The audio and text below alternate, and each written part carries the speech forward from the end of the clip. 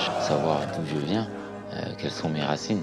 Le grand boom, quoi, de se dire, allez, on franchit le pas. Ah, t'es enfin de retour à la maison, ça nous fait plaisir, c'est important que tu viennes. Oui, il y en a plein qui disaient que c'était un rêve, qu'ils y croyaient pas, et qu'il était de retour chez lui. C'est la fierté de la RDC. Les enfants, ça a donné un sens à notre visite. Il veut le bonheur des enfants. Il a toujours voulu le bonheur des enfants. Donc, quelque part, il s'est dit, qu'est-ce que je peux faire pour redonner ce que la chance m'a donné?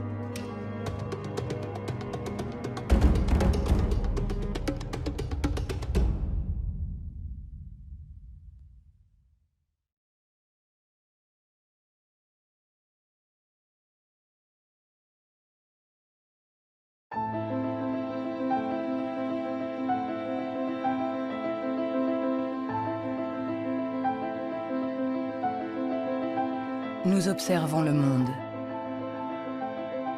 pour le comprendre et pour pouvoir y évoluer. L'intelligence nous a permis de forger les outils pour comprendre l'infiniment petit et l'infiniment grand. Depuis plus d'un siècle, psychologues, biologistes, généticiens et neuroscientifiques la dissèquent, l'analysent, la mesurent. Nous avons inventé les ordinateurs, marché sur la Lune. Mais contrairement à ce que nous pourrions croire, notre intelligence individuelle n'augmenterait pas. Aujourd'hui, la science explore les différentes facettes de notre intelligence. Mais les scientifiques savent-ils vraiment ce qu'est l'intelligence ?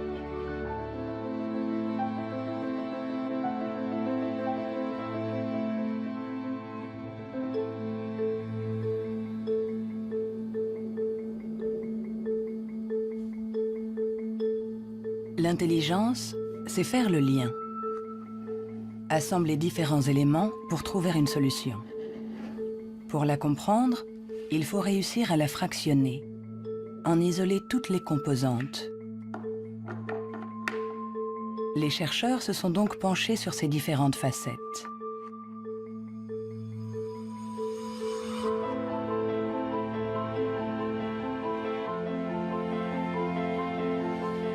Pour mesurer l'intelligence, une des premières idées a été de mesurer la vitesse à laquelle le cerveau réagit.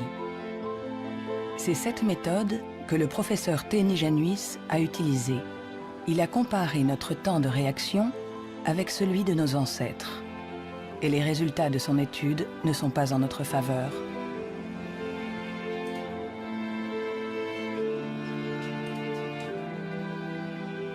Pour mesurer le temps de réaction, on présente à un sujet une lumière sur un écran et il doit dire, en appuyant le plus vite possible sur un bouton, si elle apparaît à droite ou à gauche.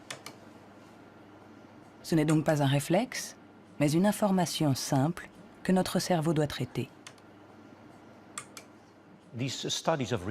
Ces études sur le temps de réaction sont très anciennes. Plusieurs d'entre elles ont été faites entre 1860 et 1880 en Grande-Bretagne par Francis Galton, le cousin de Charles Darwin. Il a testé plusieurs milliers de personnes qui étaient représentatives de la population de l'époque. Les gens avaient alors un temps de réaction très rapide. Nous avons donc cherché des études comparables qui auraient été faites durant les 120 dernières années. Et nous en avons trouvé une quinzaine. En les comparant, nous avons pu montrer que durant les 150 dernières années, les gens sont devenus de plus en plus lents.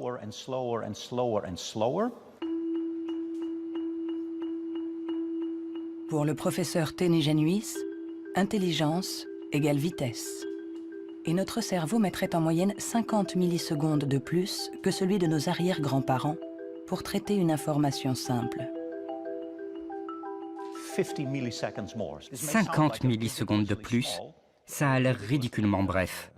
Mais quand on pense aux milliers de décisions que nous devons prendre chaque jour, si vous êtes un tout petit peu plus lent pour chaque décision, ça peut avoir des conséquences très importantes. Le professeur Teni Januis est convaincu que nous sommes moins intelligents qu'au XIXe siècle.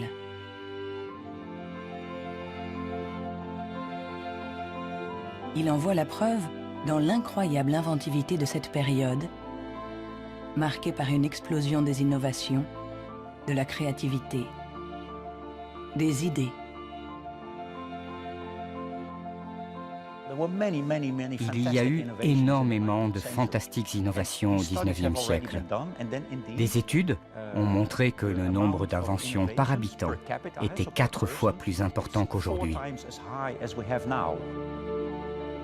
Le professeur Ténégenuis pense que notre intelligence est en panne. Elle décline depuis au moins 150 ans. Mais au XIXe siècle, Sir Francis Galton pensait déjà que les Anglais étaient bien moins intelligents que les Grecs de l'Antiquité, qui ne manquaient pas d'esprit brillant. Alors, qu'en est-il des prédécesseurs des Grecs, les hommes préhistoriques? Eh bien, il est extrêmement difficile de mesurer leur intelligence. Pourtant, à l'Institut Max Planck de Leipzig, on essaye de répondre à cette question en reconstituant le cerveau de nos ancêtres de la préhistoire.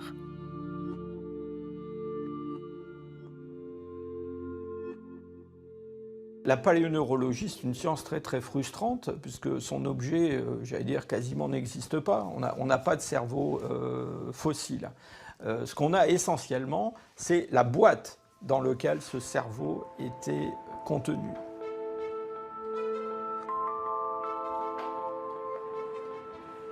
En comparant notre cerveau avec celui des hommes préhistoriques, les scientifiques se sont aperçus qu'il y avait des différences. Des différences de forme, mais aussi des différences de taille. Certains hommes préhistoriques avaient un cerveau plus grand que le nôtre. Quand on sait que tout ce que nous sommes, tout ce que nous pensons, nos souvenirs, notre personnalité, nos émotions, notre langage, tout dépend essentiellement de cet organe, alors est-ce que l'intelligence est directement liée à la taille? Il serait naïf de penser que il n'y a pas de lien entre la taille du cerveau et la complexité des comportements, entre guillemets, l'intelligence. On le voit dans le monde animal, hein, les animaux qui sont les plus intelligents, en particulier les cétacés, certaines formes de dauphins par exemple, sont des formes qui, dans le monde animal, ont de très grands cerveaux, un grand nombre de neurones. On retrouve chez eux quelque chose qui rappelle ce qu'on trouve chez les primates, les grands primates, et chez l'homme. L'évolution a fait croître la taille de notre cerveau pendant 2 millions d'années, pour atteindre son maximum il y a 15 000 ans environ. L'homme de Cro-Magnon, qui a peint les murs de la grotte de Lascaux il y a quelques 17 000 ans, était un Homo sapiens, comme nous. Mais de tous les Homo sapiens, il est celui doté de la plus grosse cervelle. En effet, la taille de notre cerveau aurait diminué par rapport à celui de notre ancêtre. Et pour certains chercheurs, nous serions moins intelligents que lui. Mais cette théorie est loin de faire l'unanimité. Moi, je ne crois pas qu'il y a une intelligence qu'on peut mesurer avec 1 centimètre et dire, voilà, il est aussi intelligent, ou il est plus intelligent, ou il est moins intelligent. Un homme de Cro-Magnon, il était intelligent pour être intelligent dans le monde où il vivait, et pas pour être intelligent dans une banque. Si on allait chercher avec la machine à voyager à travers le temps un homme d'il y a 25 000 ans, un Cro-Magnon, qu'on l'amenait aujourd'hui, il s'adapterait au monde dans lequel il aurait à vivre. Historically, you guys have struggled to adapt. Yeah, right. Walking upright, discovering fire, inventing the wheel, laying the foundation for all mankind. You're right. Good point. Sorry we couldn't get that to you sooner. Connie, your reaction? We live in a society where the individual ego and the group dynamic are in constant struggle. Response? Yeah, I have a response. What? Plus intelligent? Moins intelligent? Dès qu'on essaye de mesurer l'intelligence, tout se complique. Et pourtant, nous l'évaluons sans cesse. Dans les universités du monde entier, on enseigne ce qu'est l'intelligence. Et chacun d'entre nous, sans être un spécialiste, la mesure tous les jours, Vous mesurez l'intelligence. Si vous êtes célibataire, que vous allez dans un bar et que vous rencontrez quelqu'un, la chose la plus importante après le physique, c'est l'intelligence. Vous évaluez l'intelligence des gens quand vous parlez avec eux. Sont-ils rapides quand vous leur parlez de quelque chose qu'ils ne connaissent pas? Est-ce qu'ils comprennent? Mesurer l'intelligence en analysant les réponses, en évaluant la pertinence des actions, en comparant les individus. Une méthode qui a donné naissance au seul outil dont nous disposons pour évaluer l'intelligence, le quotient intellectuel, ou QI, inventé par Alfred Binet au début du XXe siècle. Alfred Binet était assez critique vis-à-vis des aliénistes, les psychiatres de l'époque, qui faisaient des diagnostics pour juger du retard intellectuel avec des grandes catégories. Il y avait les idiots, ceux qui étaient le degré d'arriération le plus profond, les imbéciles ensuite, et puis les débiles. Et Binet trouvait que leurs critères étaient tout à fait contestables, très vagues, différents d'un psychiatre à l'autre. Il estimait qu'il fallait avoir des critères objectifs, qu'il fallait mettre au point une sorte d'instrument d'évaluation qui s'appuie sur des critères scientifiques. En 1905, le ministère de l'Éducation nationale demande à Alfred Binet de trouver un moyen de détecter les enfants en difficulté scolaire. Il n'avait pas de théorie sur l'intelligence, mais en observant ses filles, il a imaginé qu'on pouvait l'évaluer à partir du raisonnement, de la compréhension, de la mémoire. Ce qu'il a cherché à faire, finalement, c'est à trouver pour chaque âge les problèmes qui sont caractéristiques de cet âge. Par exemple, en leur présentant une image, en leur demandant qu'est-ce que ça représente. Alors, il avait remarqué que les enfants de 3 ans énumèrent ce qu'il y a dans l'image. Il y a un monsieur, une dame, un banc, un arbre. Que vers 7-8 ans, ils la décrivent, l'image. C'est un monsieur et une dame qui sont assis sur un banc. Et puis, vers 12 ans, ils l'interprètent. Ce sont des malheureux, ou le monsieur est malade, des choses de ce genre. C'est ainsi que Binet met au point avec Théodore Simon le premier test d'intelligence. Le QI classique, ou en âge mental, est né. C'est le rapport entre l'âge mental, donné par le résultat du test, et l'âge réel de la personne. On multiplie ce chiffre par 100 pour obtenir le QI. Si un enfant de 10 ans réussit les épreuves des enfants de 12 ans, alors il sera en avance et il aura un QI de 120. L'idée, ça a été de rapporter la performance d'un individu à la performance de ceux qui lui sont comparables, c'est-à-dire qui sont exactement dans la même catégorie d'âge, de la même culture, etc. Et on va avoir évidemment toute la distribution, toute la répartition des scores dans le test à un âge donné. Le QI, c'est juste la position d'un individu par rapport aux performances des gens qui sont comme lui, c'est-à-dire qui ont le même âge que lui. Nous accordons au QI un pouvoir exagéré, parce qu'il prétend évaluer cette qualité si particulière qu'est l'intelligence. Difficile dès lors de résister à la tentation de s'évaluer, de se comparer. Ce qui est un peu catastrophique, c'est ce qu'on voit actuellement sur des sites internet où on vous permet de calculer votre QI. Et alors je pense que des gens, ils font ça, ils se retrouvent avec un chiffre et ils vont l'interpréter, si par exemple ce chiffre n'est pas bon, en se disant qu'ils ne sont pas intelligents. C'est absolument ridicule et catastrophique. Le 2. Il est ridicule de croire qu'un chiffre peut résumer quelqu'un. Le 4. Le 3. Les vrais tests de QI se font chez des psychologues agréés. Le 2. Car il faut savoir les interpréter en les mettant en rapport avec le passé d'un individu, son présent. Le 2 ou le 3. Sa personnalité. Le QI permet d'évaluer l'intelligence. de comparer les individus. Mais nous permet-il de savoir si notre intelligence a évolué depuis que Binet l'a inventé il y a plus d'un siècle? Réussissons-nous mieux aujourd'hui les tests de QI? C'est en Nouvelle-Zélande qu'on a apporté pour la première fois une réponse à cette question. C'est ici que James Flynn a fait une découverte surprenante que les scientifiques du monde entier ont baptisé l'effet Flynn. L'effet Flynn, c'est la découverte que pour toutes les nations qui sont entrées dans l'ère industrielle, il y a eu des gains importants dans les tests de QI. J'ai regardé tous les types de tests de QI dans 40 pays, comme en France, en Hollande, en Norvège, partout où il y avait des appelés au service militaire. On leur donnait exactement le même test chaque année, et les gains sont évidents. Il y a 1 ou 2 générations, les gens avaient en moyenne 30 réponses justes sur 60, alors qu'aujourd'hui, ils en ont 45.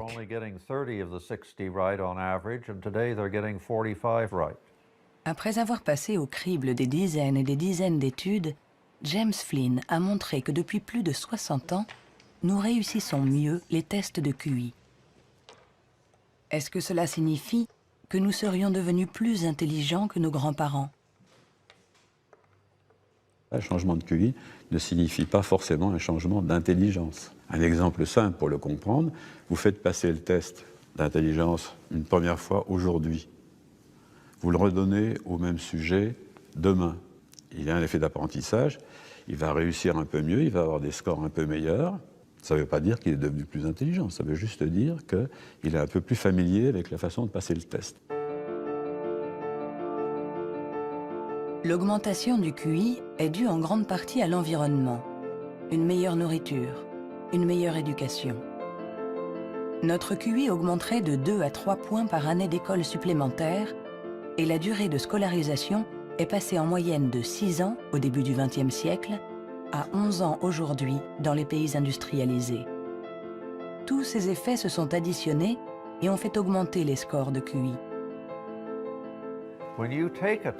Quand vous passez un test aujourd'hui, vous y êtes préparé dans la mesure où toute une série de facteurs vous ont donné la capacité d'utiliser votre logique de manière abstraite. C'est pour ça que vous pouvez regarder une suite de nombres et deviner le suivant.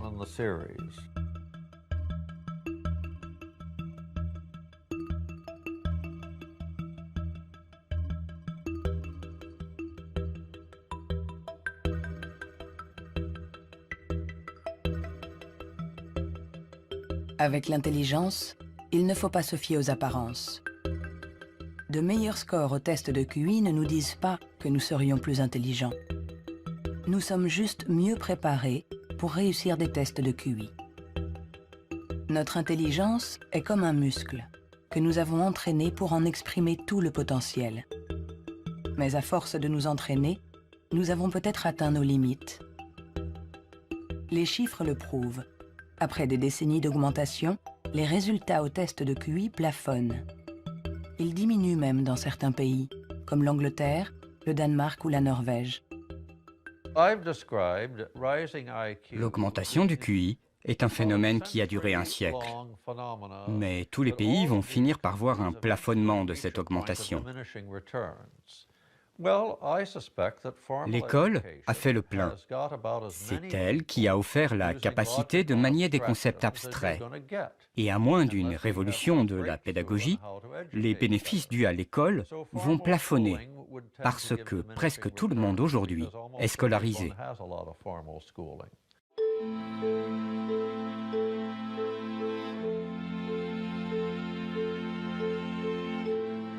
Un QI qui stagne. Des cerveaux plus lents, plus petits. Où en est notre intelligence? Les premiers outils permettant d'évaluer l'intelligence ont été inventés il y a plus d'un siècle. On s'inspire toujours des théories imaginées par Sir Francis Galton et Alfred Binet. Mais aujourd'hui, nous pouvons aller plus loin. Plutôt que de mesurer ce que l'intelligence produit, intéressons-nous à l'organe qui produit l'intelligence,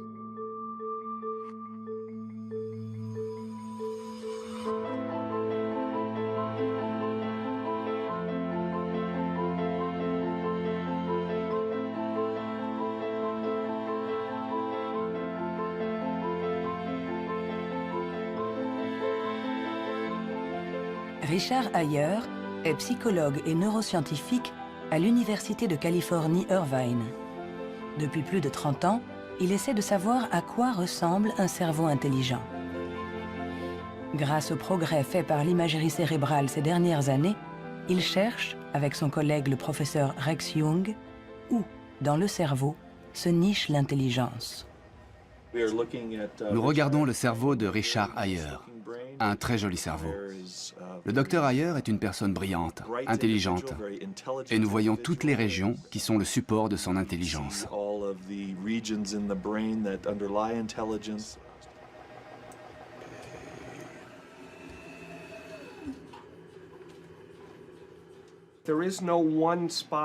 Il n'y a pas un endroit dans le cerveau qui soit le centre de l'intelligence.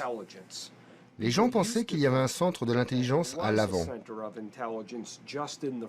Mais les recherches ont montré que lorsqu'on fait des tests d'intelligence à l'intérieur d'un scanner, on peut voir que la communication entre l'avant et l'arrière est très importante pendant que l'on résout les problèmes. Le professeur Ayer a été l'un des pionniers dans l'utilisation des techniques de neuroimagerie moderne. Sa première étude date de 1988. On n'avait alors jamais utilisé ces outils dans les recherches sur l'intelligence. On a trouvé des zones du cerveau qui s'activaient quand les gens passaient des tests d'intelligence. Mais le choc, la surprise, c'était que plus ces zones étaient actives, moins les résultats du test étaient bons. C'était à l'opposé de ce qu'on attendait. À chaque fois qu'en science, on a un résultat à l'opposé, c'est vraiment intéressant.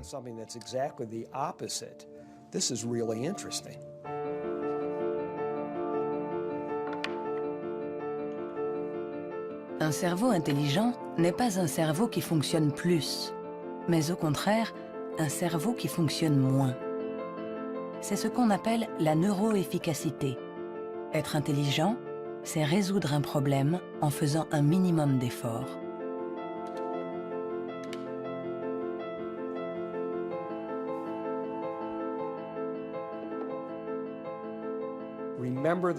Souvenez-vous de la première fois que vous avez conduit une voiture. Le premier jour, dans un grand parking vide, avec quelqu'un assis à côté, et vous tournez le volant et vous pensez « Maintenant, il faut que je freine ». Mais aujourd'hui, vous conduisez au milieu de la circulation dans une ville que vous ne connaissez pas, et malgré ça, vous pouvez discuter avec quelqu'un. Votre cerveau est bien plus efficace pendant que vous conduisez. Donc, les hauts niveaux d'intelligence ne sont pas forcément liés à un cerveau qui travaille plus, mais à une transmission plus efficace de l'information entre les zones importantes du cerveau. Lorsqu'on pense à un processus aussi complexe que l'intelligence, il faut imaginer que le cerveau est comme un orchestre avec différentes sections. Mais le vrai mystère, c'est comment ces sections interagissent. Parce que pour autant que nous le sachions, il n'y a pas de chef d'orchestre. Si le cerveau est un orchestre, alors l'intelligence est la musique.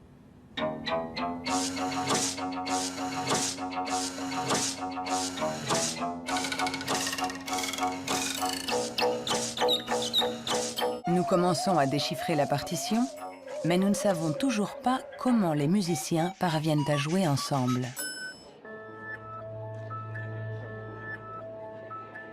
À l'université de la Sorbonne, le professeur Olivier Houdet est à la recherche de ce chef d'orchestre.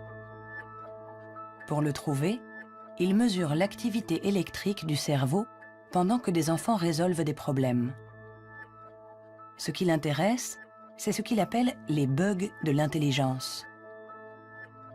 Si vous présentez à un enfant ce dispositif avec 1, 2, 3, 4, 5 babards écartés ou 5 babards resserrés, et vous demandez à l'enfant, y a-t-il le même nombre de babards au-dessus et en dessous, jusqu'à 6-7 ans, tous les enfants du monde vont vous répondre « Ah ben non, il n'y en a pas pareil, il y en a plus là parce que c'est plus long ». Le cerveau de l'enfant est donc piégé par l'intelligence, c'est-à-dire visio-spatiale, selon laquelle longueur est égale à nombre. Dans le cerveau, ça se traduit par le fait qu'on a des chemins neuronaux différents pour résoudre une même tâche.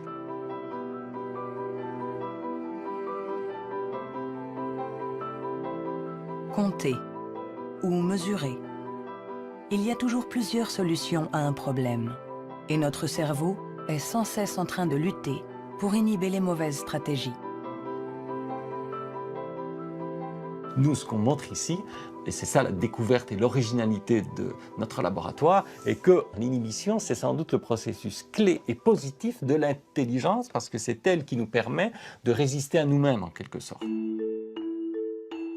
Résister à nous-mêmes, c'est apprendre à contrôler les interférences qui viennent perturber notre intelligence. Le test de Stroop est une des méthodes pour observer ces interférences. Il consiste à donner la couleur d'un mot, mais attention, sans le lire. Bleu, jaune, rouge, jaune, vert, rouge, vert, vert, rouge, vert, jaune, jaune, rouge, jaune, jaune, rouge, jaune, rouge, jaune, jaune, rouge, vert, rouge, jaune, bleu.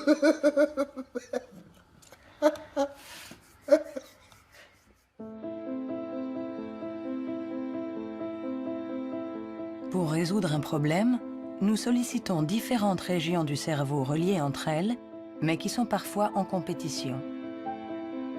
Mais comment ces différentes zones communiquent-elles? C'est ce à quoi s'intéresse le professeur Douglas Fields à l'Institut national de la santé de Washington.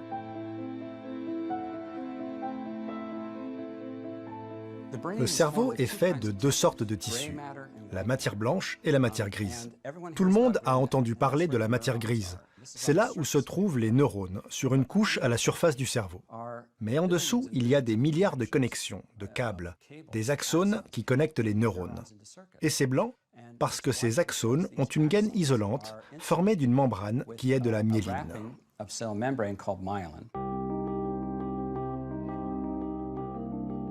La myéline entoure les axones, permettant aux informations de circuler de manière rapide et efficace dans le cerveau.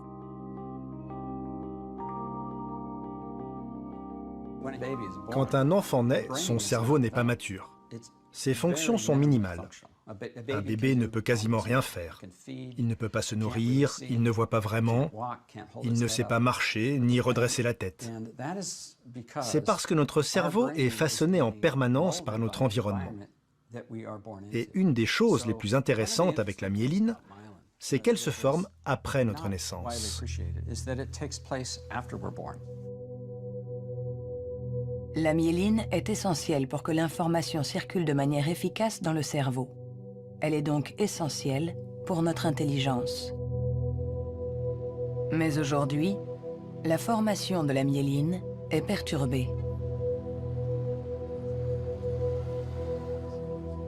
Barbara Demnex, endocrinologue au Muséum d'histoire naturelle de Paris, a montré comment notre intelligence est menacée par un des fléaux majeurs du XXIe siècle, la pollution. Quel que soit l'endroit où vous vivez dans le monde, vous allez être exposé à des centaines de produits chimiques qui vont interférer avec l'hormone thyroïdienne. Cette hormone est produite par la glande thyroïde qui se trouve à la base du cou chez l'homme. Elle est nécessaire au développement du cerveau depuis les premières étapes du développement du fœtus jusqu'à un âge plus avancé, comme le mien, pour assurer le maintien de fonctions, comme la myélinisation. L'Autorité européenne de sécurité des aliments a analysé 297 pesticides. Plus d'une centaine d'entre eux perturbent le fonctionnement de l'hormone thyroïdienne. Tout comme le bisphénol A, les PCB, les retardateurs de flamme. Des produits chimiques avec lesquels nous sommes en contact tous les jours. L'équipe de Barbara Demnex a montré qu'ils ont la particularité de bloquer les récepteurs spécifiques de l'hormone thyroïdienne sur chacune des cellules de notre cerveau. Et les effets sont considérables. Ce sont des preuves solides. On a regardé, les scientifiques ont regardé, les niveaux d'exposition chez les femmes qui ont des enfants. On a comparé différents niveaux d'exposition et on a vu que les niveaux les plus élevés étaient associés à une perte de 5 à 6 points de QI chez leurs enfants. C'est vrai que la plupart d'entre nous ne voient pas la différence, mais il est évident que 5 points de QI en moins peuvent faire une grande différence pour votre réussite scolaire ou votre réussite dans la vie. Et le simple fait de le savoir est vraiment troublant pour les parents.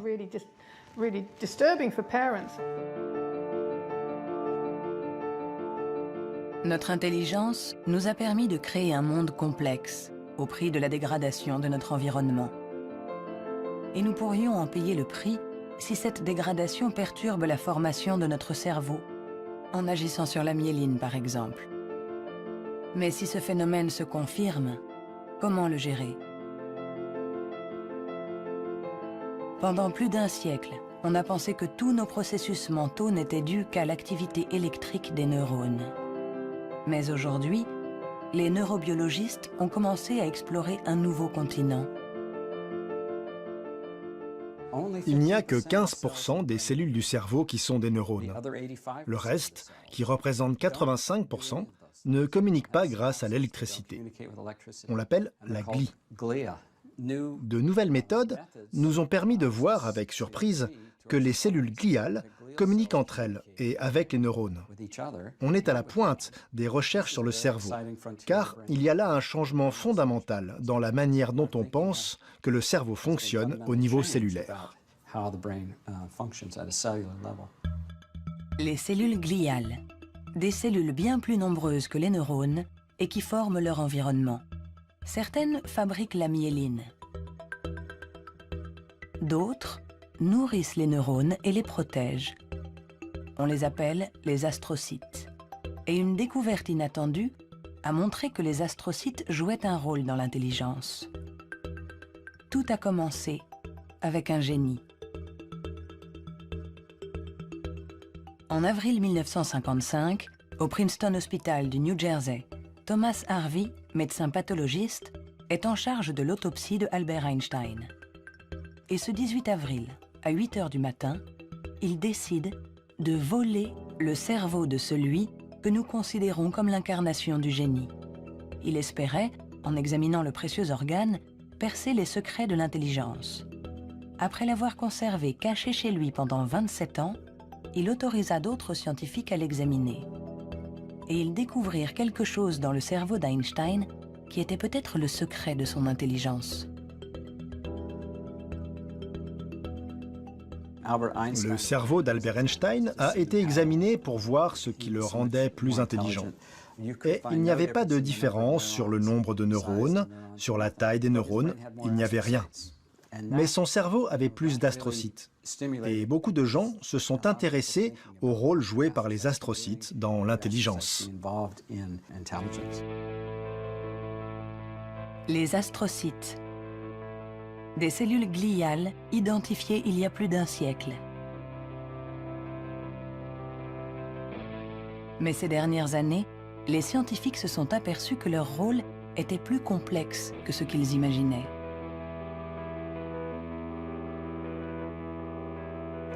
Les astrocytes servent à beaucoup de choses.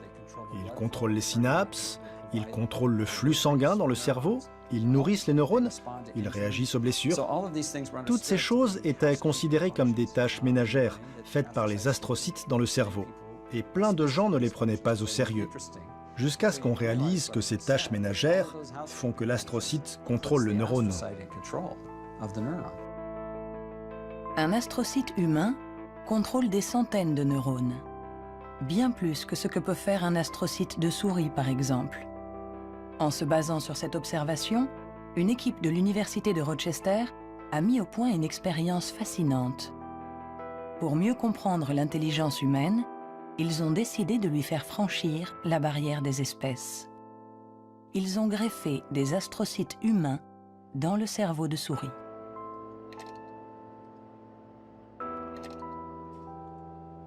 Nous avons effectué des greffes des astrocytes humains chez la souris et la greffe, littéralement, envahit tout le cerveau. Quand on regarde, par exemple, à l'âge de 1 mois après la greffe, on voit que la greffe est très discrète à l'endroit presque où on a greffé les cellules. Si on revient 1 an plus tard, tout le cerveau devient greffé On remplace littéralement toutes les cellules par les cellules humaines. On s'est rendu compte que ces souris sont plus aptes à avoir une meilleure mémoire et un meilleur apprentissage que les souris non greffées. Pour tester les capacités de ces souris au cerveau modifié, les chercheurs les ont placées dans un labyrinthe. Résultat, les souris greffées trouvent la sortie 2 fois plus vite que les souris non greffées. Cette expérience ne laisse plus la place au doute. Les astrocytes contribuent à favoriser la mémoire et l'apprentissage. Ils jouent un rôle clé dans notre intelligence.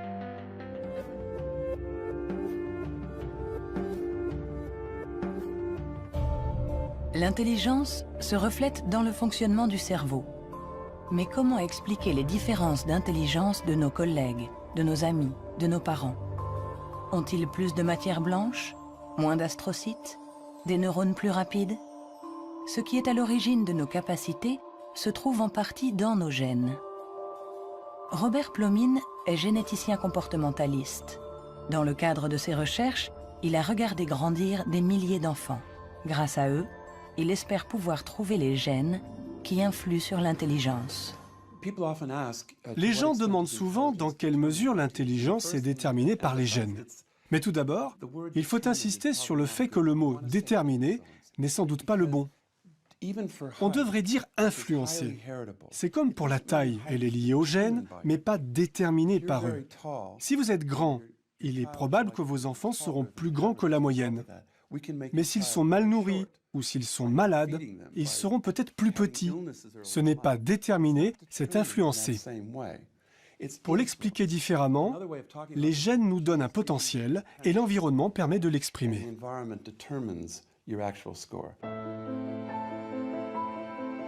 Pour comprendre les relations complexes entre gènes et intelligence, Robert Plomine fait passer des tests à des milliers de jumeaux. Les vrais jumeaux ont ceci de particulier que ce sont des clones. Ils partagent exactement les mêmes gènes. Ils sont identiques en tout point. Mêmes cheveux, mêmes yeux. Mais ont-ils les mêmes résultats au test d'intelligence? La réponse est oui. Leurs résultats sont plus proches que ceux d'un frère et d'une sœur. C'est la preuve que même s'ils ne sont pas les seuls déterminants de l'intelligence, les gènes jouent un rôle crucial. La plupart des pays dans le monde, plus de 100 pays, disposent maintenant de registres de jumeaux, car ils reconnaissent l'importance de la méthode des jumeaux pour estimer l'influence des gènes. La prochaine étape de nos recherches est d'essayer de trouver les gènes responsables de l'intelligence. Pour cela, Robert Plomine utilise des puces à ADN capables de détecter plus d'1 million de marqueurs génétiques. En comparant l'ADN de tous ceux qui ont eu de bons résultats au test, il cherche à voir si certains gènes apparaissent plus fréquemment. Mais l'identification précise de ces gènes s'est révélée beaucoup plus compliquée que ce qu'il espérait.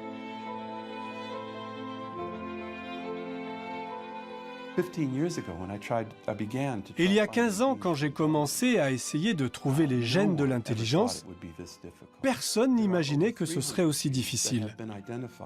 On a identifié plus de 300 gènes qui influent sur l'intelligence. Et le problème, c'est qu'on en a identifié seulement 1%.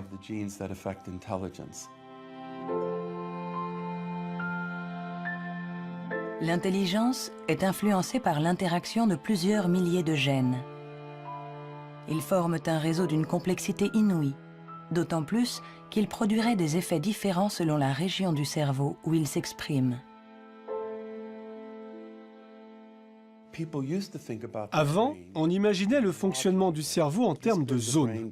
Cette zone gère le langage, celle-ci fait autre chose. Le corps calleux relie les hémisphères. Beaucoup de gens aujourd'hui ont réalisé que c'était une fiction, que le cerveau agissait de manière plus globale. Et si on regarde ça du point de vue génétique, cela rend les choses plus claires, parce que la plupart des gènes qui agissent sur le cerveau affectent beaucoup de régions différentes. Nous avançons pas à pas dans la compréhension de notre intelligence. Les scientifiques affinent les outils pour la mesurer. Mais la question qui se pose est l'usage que nous en ferons.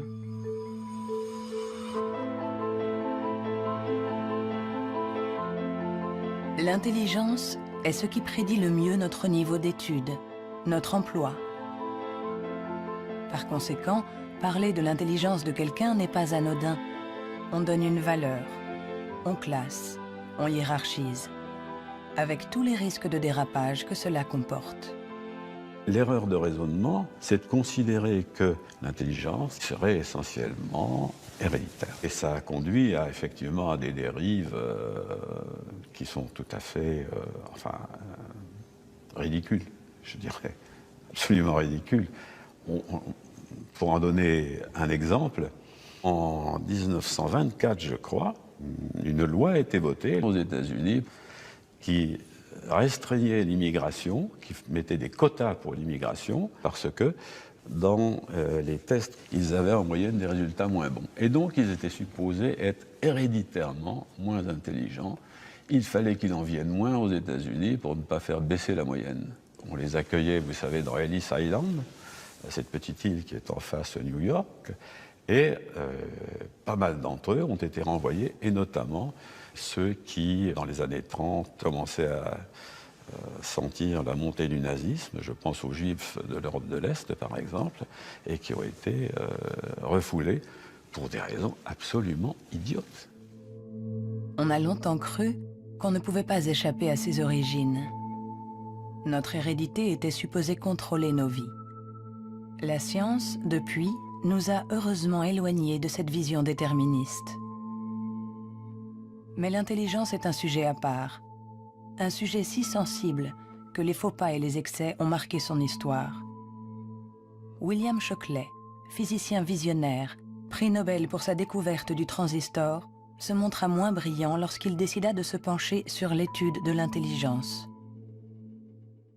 Dr. Shockley, if you could answer it yes or no, I would appreciate it. Do you believe that black people are inferior in intelligence because of their heredity?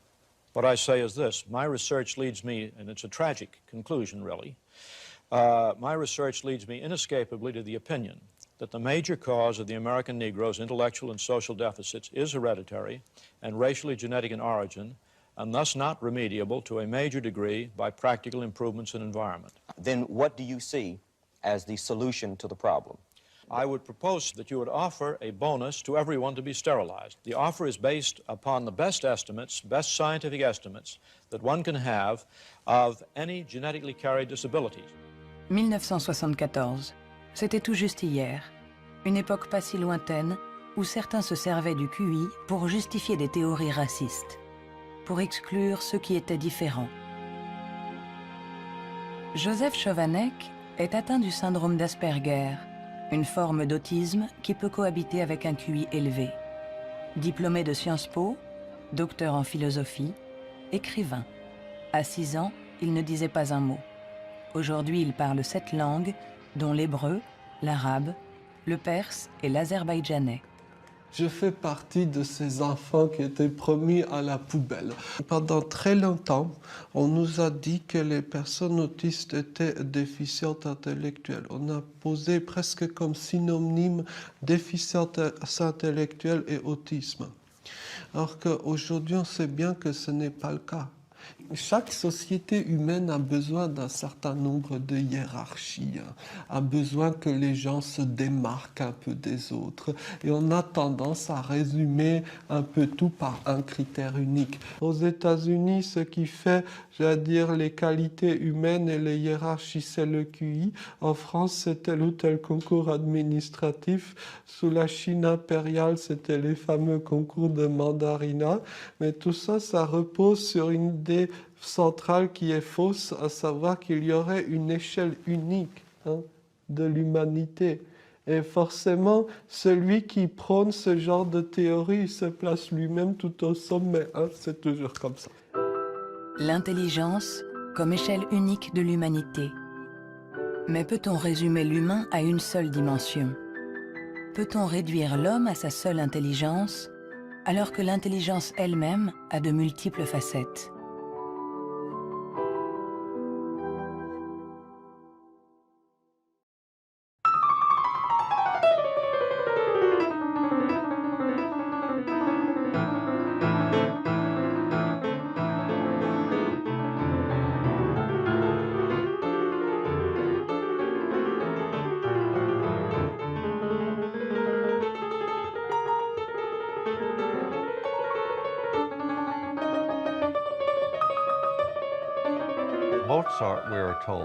Mozart, dit-on, pouvait avoir à l'esprit une symphonie en entier. Si vous suivez une symphonie, vous devez suivre son développement dans le temps. Mais lui, il avait conscience de sa globalité.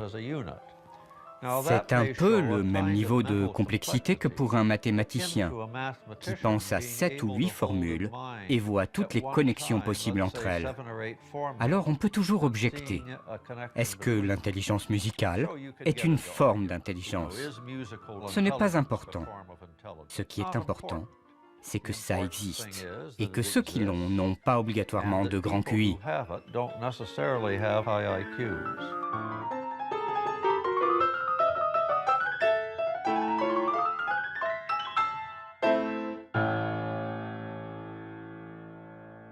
Il y a eu toujours une résistance à considérer qu'il y avait des formes d'intelligence différentes et une espèce de propension à vouloir déterminer un QI général, ce qui voudrait dire qu'on a une intelligence unidimensionnelle, voilà, et vous êtes plus ou moins haut sur cette dimension.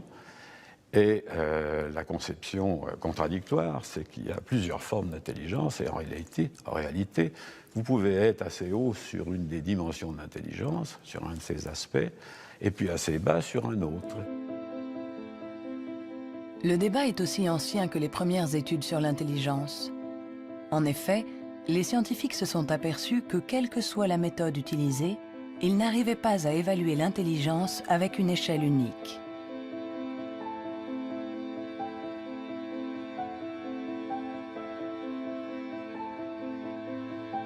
À l'Université du Nouveau-Mexique, le professeur Rex Jung est convaincu que pour résoudre n'importe quel problème, nous utilisons différentes manières de raisonner, que ce que nous appelons intelligence n'est que l'une d'entre elles. Je pense que la créativité est un autre mode de fonctionnement du cerveau. Je cherche à savoir si elle est différente de l'intelligence. Est-elle similaire? Est-ce que c'est la même chose ou bien est-ce différent? J'en suis arrivé à la conclusion que la créativité est un processus de raisonnement fondamentalement différent.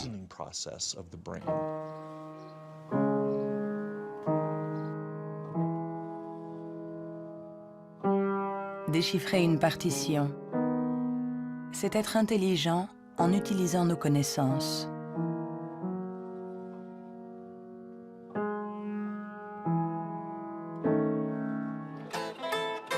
Improviser, c'est être intelligent en inventant, en étant créatif.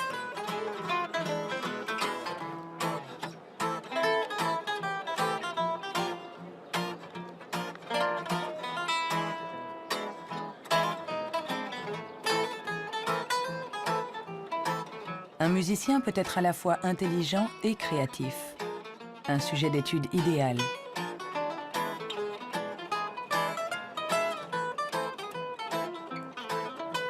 Le professeur Jung a examiné de nombreux cerveaux pour savoir comment intelligence et créativité peuvent cohabiter. Je travaille sur l'hypothèse que ce sont des partenaires et qu'il y a deux réseaux différents dans le cerveau qui coopèrent pour nous permettre de raisonner. L'un est un type de raisonnement intelligent, l'autre est un type de raisonnement créatif. Je pense que les deux sont extrêmement importants. Nous sommes très proches de comprendre comment elles fonctionnent. Notre théorie est que le réseau de l'intelligence se situe plutôt à la surface du cerveau. Avec la créativité, les choses sont différentes. Elle dépend principalement du réseau du mode par défaut. Le réseau du mode par défaut est un réseau qui se trouve plutôt au milieu, à l'intérieur du cerveau. Et ces deux réseaux échangent en permanence des informations pour nous permettre de résoudre les problèmes posés par le monde qui nous entoure.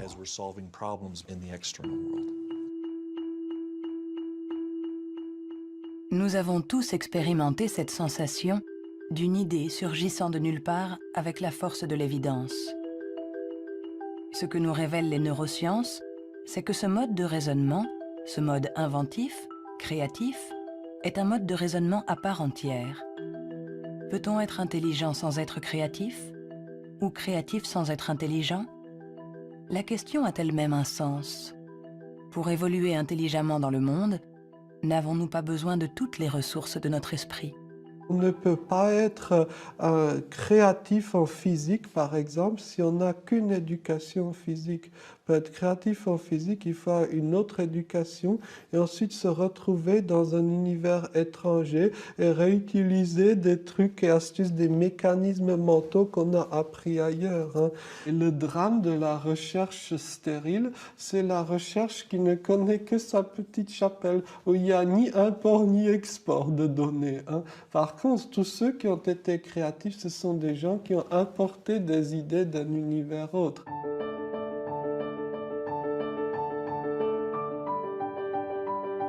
Les liens se tissent, le tableau se dessine.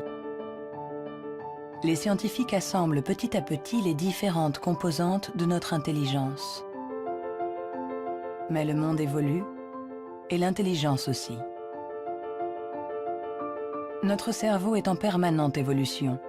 Il permet à notre intelligence de s'adapter aux problèmes que nous devons résoudre, aussi multiples et variés que nous pouvons l'être. Quand j'étais enfant, je savais que je ne fonctionnais pas comme les autres, hein. J'avais cette conscience-là.